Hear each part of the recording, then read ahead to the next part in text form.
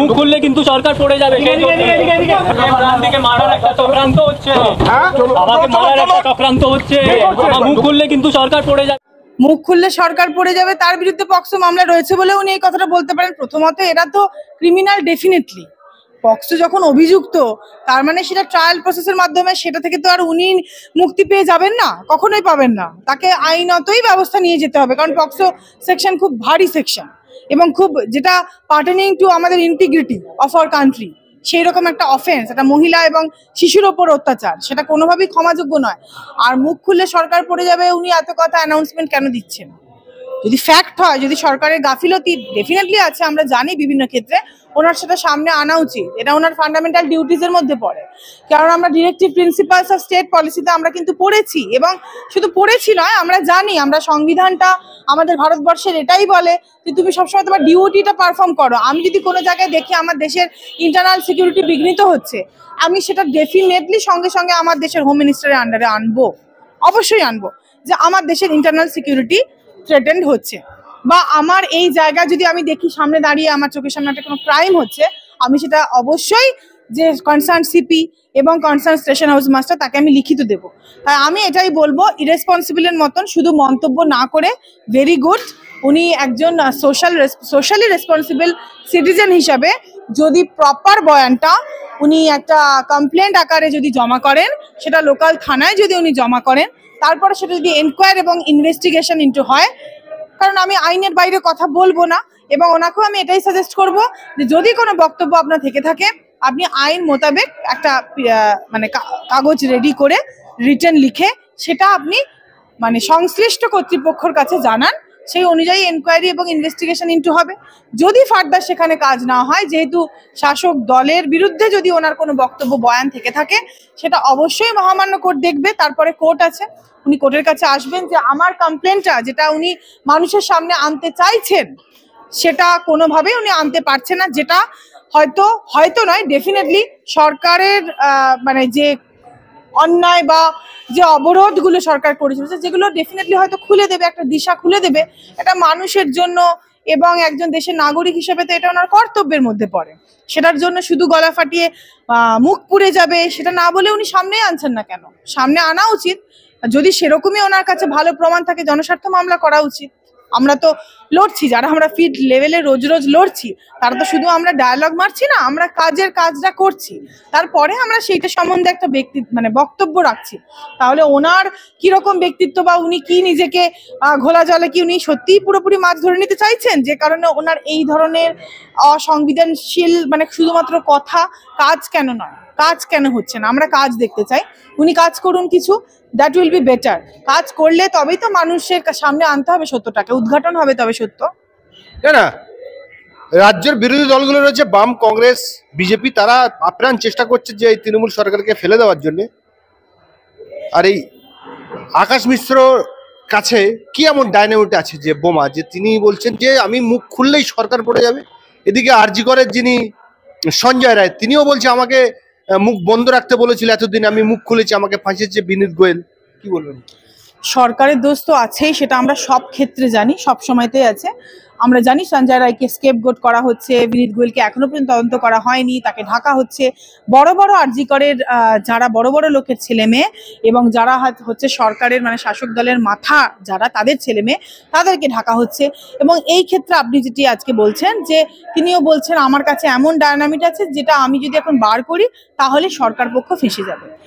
দেখুন, সরকার পক্ষের দোষ অবশ্যই আছে। সর্বোপরি এই লোকগুলো যারা সরকারের থেকে এতদিন ধরে কাটমানি খাওয়া থেকে শুরু করে বেনিফিট নিয়ে যাওয়া, নিজেদের ঘর তোলা, নিজেদের একটা জায়গায় 10টা বাড়ি করা, একটা জায়গায় 10টা গাড়ি, কালো টাকা, বিদেশে ঘর বাড়ি কেনা থেকে শুরু করে সমস্ত কিছু, এই যে সরকার পক্ষকে ব্যবহার করেই যারা করে এসছে, আজকে সরকার তাদেরকে ব্ল্যাকমেল করে কিছু কাজ করিয়েছে, তারা আজকে সরকারকে ব্ল্যাকমেলিং করবে, সেটাই তো খুব স্বাভাবিক। তার কারণ সরকারের ডেফিনেটলি কিছু গুণ ধরা জিনিস আছে যেটা তারা জানে।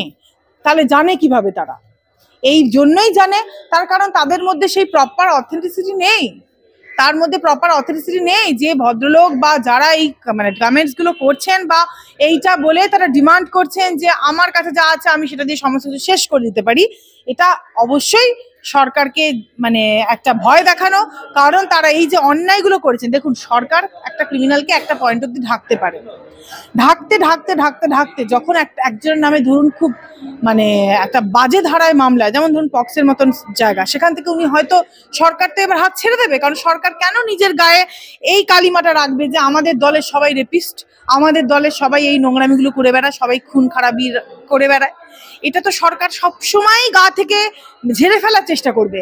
যেই মুহূর্তে সরকার সেগুলো গা থেকে ঝেড়ে ফেলার চেষ্টাটা করছে, সেই মুহূর্তে দাঁড়িয়ে এরা বুঝতে পারছে সরকার থেকে অলরেডি এরা এগুলো সব সেটিং, অলরেডি এরা সরকার থেকে একটা বেনিফিট নিয়েছে। এই মুহূর্তে দাঁড়িয়ে যদি সরকার থেকে আর ফার্দার কোনো বেনিফিট এটা পেতে পারছে না, তার জন্য এদের এটাই এখন ট্যাকটিক্স। যদি আমি কিছু তোমার তথ্য আমি জানি, যেটা যদি আমি জানিয়ে দিই তাহলে তোমরা ফেসে যাবে, এটা বলে যদি এই যে ক্রাইমগুলো সেটা থেকে যদি বেঁচে যেতে পারে, তার বাইরে তো আর কিছু সত্যি কথা বলতে হওয়া সম্ভব না। মানে আপনি যেটা বলেন আমি কন্টেন্ট কি দেবো, এই ক্ষেত্রে আমাকে তো ভাবনা চিন্তা করে, মানে ধরুন এগুলো সবই ক্রিটিক্যাল ব্যাপার, অনেকেই এখন সামনে আসবে, অনেকেই এখন সামনে এসে বলবে সরকার আমার সাথে এটা করেছে, কেন সরকারেরই লোক, গোষ্ঠীদ্বন্দ্ব এটা আপনি বলবেন। গোষ্ঠীদ্বন্দ্বটা হচ্ছে কেন? ওই যে চোরে চোরে মাসতুতো ভাই কথাটা তো আমরা পড়েইছি, দুপক্ষই যখন চোর হয়ে যায়, চোরের কাছেই তো চোরের কাহিনীটা থাকবে। চোরই চোরকে ঢাকতে পারে, চোরই চোরকে এক্সপোজ করতে পারে, সামনে বার করে দিতে পারে, ওপেন খুলে দিতে পারে, সেইটাই চলছে। আপনি কি এখনো মনে করেন যে আরজি কর কাণ্ডে সঞ্জয় রায়কে আসামি করে সিবিআই প্রথম চার্জশিট দিয়েছে? আপনি একটু আগে বললেন যে কিছু শাসক দলের কিছু নেতা এবং বড় লোকের ছেলেদেরকে বাঁচানোর জন্য সঞ্জয়কে বলির পাঠা করা হচ্ছে। আপনি কি এখনো মনে করা হয় যে এই সিবিআই এর চার্জশিটের পরেও আপনি এখনো মনে করেন যে এদের মধ্যে আরো কিছু কালপিট বা কিছু আসামিকে ঢাকার চেষ্টা করা হয়েছে? সিবিআই তো কনক্লুসিভ কোনো চার্জশিট দেয়নি। একটা চার্জশিট ড্র করা মানে সবসময় সেখানে সাপ্লিমেন্টারি চার্জশিট দেওয়ার জায়গা থাকে, আর দ্যাট ইজ নট কনক্লুসিভ। মানে এটাই ফুল অ্যান্ড ফাইনাল তো নয় যে একটা চার্জশিট দিয়েছে। অবশ্যই প্রিমা ফ্যাসি একজনকে অভিযুক্ত বলা হয়েছে, মানে ডেফিনেটলি তার নামে চার্জেস আছে, তার জন্য সঞ্জয় রায়ের নামে দেওয়া হয়েছে চার্জশিট। সেটা নিয়ে তো আমি ডিফার করছি না, বা সেটা তো আমি বলছি না ভুল করেছে, ঠিকই করেছে। কিন্তু শুধু সঞ্জয় রায় তো এটা সম্ভব নয়। একই কথাতেই আমি অবশ্যই অনার আছি এখনো পর্যন্ত যে সঞ্জয় রায়কে একা স্কেপগোট করে এর সঙ্গে আরো 10টা 20টা 50টা 100টা মাথা, এই মাথাগুলোকে লুকানো হচ্ছে। 10ই ডিসেম্বর মামলাটা আছে অনারেবল সুপ্রিম কোর্টে। We are court monitored investigation হচ্ছে, ট্রায়ালটা চলছে শিয়ালদা কোর্টে। We are looking forward to it. আমরাও দেখছি 10 তারিখে, আর 15 দিনই বাকি আছে, আজকে 25। তাহলে কি বলে সেখানে মহামান্য সুপ্রিম কোর্ট সেই মর্মে। ফার্দার আমরা আর কিছু পাই কিনা, তার কারণ ডেফিনেটলি সাপ্লিমেন্টারি চার্জশিট দেওয়ার ব্যাপার থাকে। সিবিআই নিশ্চয়ই ডেফিনেটলি তদন্ত করছে, আমি কখনোই বলে দেবো না সিবিআই কিভাবে ইনভেস্টিগেশন করবে। তবে সাধারণ মানুষ তো হতাশ হবেই। অবশ্যই সাধারণ মানুষের হতাশ হওয়ার কারণটাও আছে, তারা এতদিন ধরে আন্দোলন করছে, পায়ের জুতো খইয়ে তারা নিজেদের সমস্ত শেষ মানে রক্তবিন্দু দিয়ে তারা লড়াই করেছে, আজ পর্যন্ত তারা লড়ছে। তবে এই যে ব্যাপারটা আপনি বলছেন না যে কাকে ধরা যাবে, দেখুন প্রথম পুলিশ মন্ত্রী, বারবার আমি একই কথাই বলি, সমস্ত কিছু এভিডেন্স গুলো ট্যাম্পার করে দিল, সব নষ্ট করে দেওয়ার পরে এখন তো সার্কামস্টেন্সিয়াল এভিডেন্স ছাড়া, মানে যেটা আমরা এভিডেন্স, যেটা হয় প্রিলিমিনারি, দ্বিতীয় হয় সেকেন্ডারি, তারপরে হয় সার্কামস্টেন্সিয়াল এভিডেন্স, মানে আইনের অনেকগুলো ধারা আছে, মানে সেইভাবে আপনাকে যেতে হবে। তাহলে সার্কামস্টেন্সিয়াল এভিডেন্স ছাড়া এখন উপায় কি আছে সিবিআই এর ধরার?